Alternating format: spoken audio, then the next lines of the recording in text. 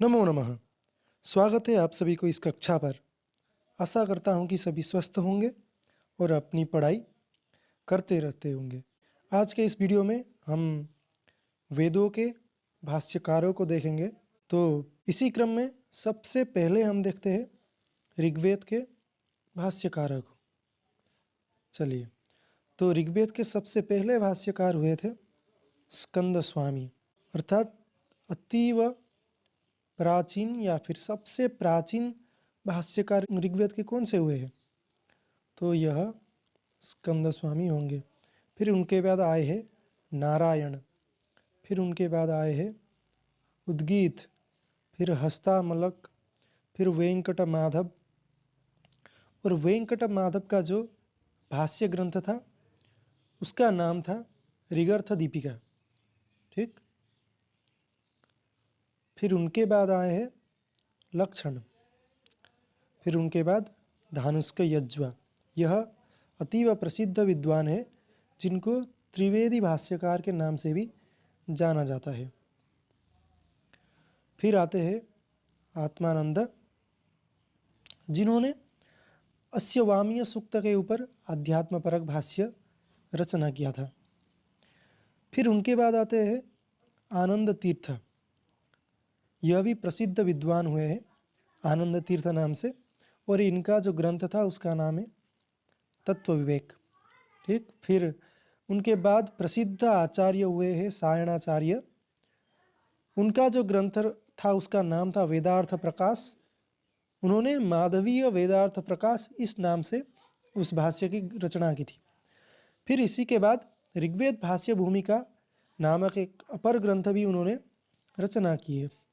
फिर ऋग्वेद के भाष्यकारों के रूप में रावण, मुग्दल, चतुर्वेद स्वामी, देवस्वामी, स्वामी दयानंद सरस्वती, इस प्रकार के कई आचार्य प्राप्त होते हैं। तो स्वामी दयानंद सरस्वती जो है उन्होंने साकल शाखा पर भाष्य ग्रंथ रचना की थी। तो मोटे मोटे तौर पर आप देखिए ऋग्वेद के भाष्यकारों का नाम। ठीक, तो स्कंद स्वामी, नारायण, उद्गीत, हस्तामलक, वेंकटमाधव, लक्षण, धानुष्क यज्वा, आत्मानंद, आनंद तीर्थ, सायणाचार्य, रावण, मुद्गल, चतुर्वेद स्वामी, देवस्वामी और स्वामी दयानंद सरस्वती। चलिए, तो फिर अब यजुर्वेद के भाष्यकारों को देखते हैं। उन पर भी कृष्ण यजुर्वेद के भाष्यकार को देखते हैं।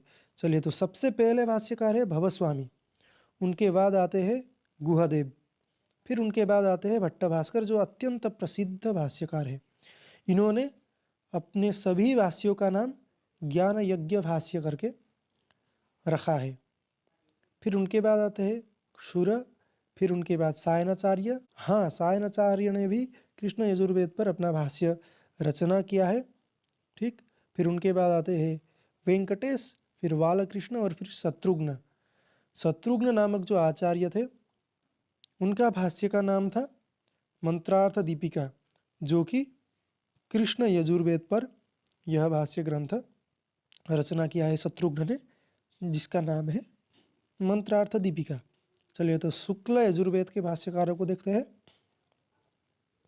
तो सबसे पहले भाष्यकार जो है वो है सौनकाचार्य। फिर उनके बाद आते हैं उब्बट। उब्बटाचार्य ने उब्बट भाष्य नामक भाष्य ग्रंथ रचना की है। फिर आते हैं गौरधर, यह भी एक प्रसिद्ध आचार्य है जिनका ग्रंथ का नाम है वेद विलास। फिर उनके बाद आते हैं रावण, फिर उनके बाद आते हैं महीधर, यह तो अतीव प्रसिद्ध है, आप सबको मालूम ही होगा। इन्होंने वेददीप नामक भाष्य ग्रंथ रचना किया है और फिर मंत्र महोदधि नामक भी एक ग्रंथ रचना किया है। फिर अंतिम में आते हैं स्वामी दयानंद सरस्वती। चलिए, तो मोटे मोटे तौर पर शुक्ल यजुर्वेद के देख लेते हैं। शौनकाचार्य, उब्बटाचार्य, गौरधराचार्य, रावण, महीधर और स्वामी दयानंद सरस्वती। तो यह सब शुक्ल यजुर्वेद के माध्यम दिन शाखा के भाष्यकार हुए हैं।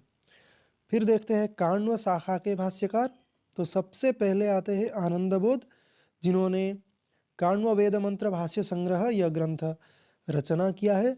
फिर उनके बाद आते हैं हलायुध, जिन्होंने ब्राह्मण सर्वस्व नामक ग्रंथ रचना की है। ठीक, तो फिर उनके बाद आते हैं सायणाचार्य। हाँ, इन्होंने शुक्ल यजुर्वेद के काण्व संहिता पर भी भाष्य ग्रंथ रचना की है। तो मोटे मोटे तौर पर देख लेते हैं। शुक्ल यजुर्वेद के काण्व संहिता के भाष्यकार आनंदबोध, हलायुध और सायणाचार्य। फिर काण्व संहिता के ही अन्य भाष्यकार है अनंताचार्य, जिन्होंने भावार्थ दीपिका नामक ग्रंथ रचना की है। और अंतिम में हुए हैं भट्टोपाध्याय नामक भाष्यकार। तो हलायुध नामक जो पंडित है, उन्होंने ब्राह्मण सर्वस्व, मीमांसा सर्वस्व, पंडित सर्वस्व, वैष्णव सर्वस्व और शैव सर्वस्व, यानी मोटे मोटे तौर पर आप कह सकते हैं कि सर्वस्व जिस ग्रंथ में लगा हुआ है वह हलायुध ने रचना किया है। फिर भी यह सभी ग्रंथों में मिलता जुलता नहीं होगा शायद, लेकिन ज़्यादातर जो वैदिक ग्रंथ है, हाँ, वैदिक ग्रंथ जो है उनका रचनाकार हलायुध को माना जा सकता है। चलिए, तो सामवेद के भाष्यकारों को देखते हैं। तो सबसे पहले हुए हैं माधव भट्ट, जिनका ग्रंथ का नाम है साम विवरण। फिर गुण विष्णु, जिनके ग्रंथ का नाम है छांदोग्य मंत्र भाष्य।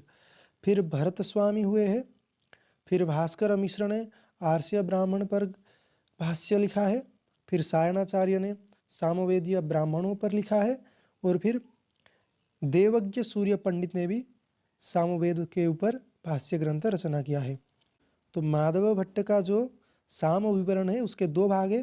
पहला तो है पूर्वार्चिक भाष्य, जिसका नाम है छंद रसिका विवरण। और फिर उत्तरार्चिक भाग है जिसका नाम है उत्तर विवरण।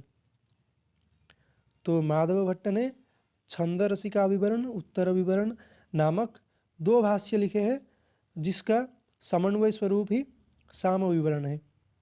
तो आज की कक्षा यहीं पर समाप्त होती है। मिलते हैं अगली कक्षा में। धन्यवाद।